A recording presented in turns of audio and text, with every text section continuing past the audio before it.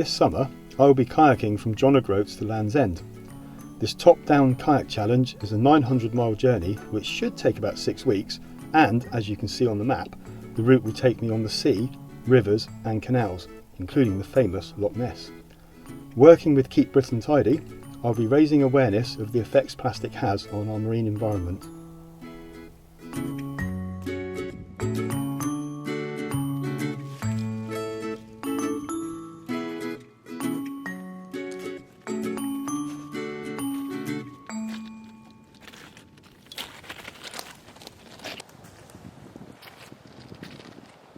The rubber duck, a family favourite at bath time for millions all over the planet. And we think this one escaped from a 1992 container spill in the Pacific Ocean. So he spent all this time travelling the globe until he eventually ended up on our shores here on the Jurassic coast.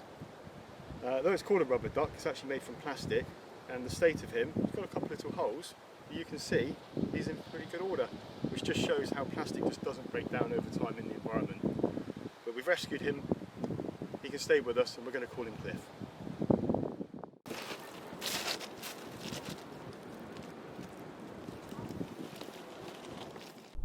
Smartie lids are always an exciting find for a beach cleaner. The Smarties were first introduced to the world in 1937 by Rowntree. The plastic lids followed around 1950, with letters first appearing on the back in the 60s. Nestle took over Rowntree in 1988, and the lids changed around that time to read Smartie instead of Rowntree. And whilst we have no way to determine if these lids have been floating in the sea for many years or have been released from the land by erosion, we do know they last a long time in the natural world, sometimes without even a scratch, proof of the robustness of plastic. Information is a little vague, but the blue one here could possibly be a European one from the 1950s. And this green one is an imperial sized one used in Britain until the mid-70s. Now, early ones had capital letters on the back, and in rare cases one could even find a number. Since Nestle took over, more than 5 billion lids have been produced until production changed to cardboard in 2005, and one can only wonder how many original lids are still out there.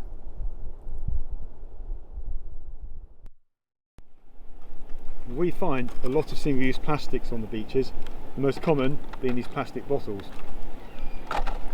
The action of the waves depositing these bottles upon the beach causes them to break down into smaller and smaller pieces, and they end up as microplastics and mistaken for food by the various animals, fish and birds living in the area.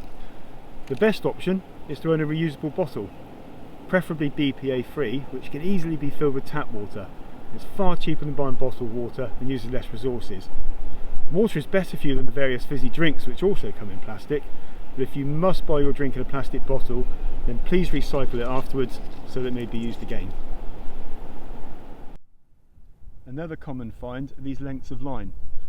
Often cut from repaired fishing nets at sea, these small pieces can easily be ingested by fish and birds. Often made from polypropylene or nylon, it can be recycled, and there are companies who can turn old fishing net into more useful items such as picnic benches, sunglasses frames, and even the plastic parts of our litter pickers. Another thing we often find are these crosses. We call them fishermen's kisses, and as you can see they have obviously been part of a fishing net. Occasionally we find complete or large sections of net, and these are known as ghost nets, and as they drift along with the tides and currents can easily cause birds and fish to become entangled in them, as you can see here. The fishing industry needs to make changes and make it fast. We also find these made of nylon, which can cause birds to become entangled, and as you can see from this piece here, it wouldn't take much for the head of an animal to get caught up.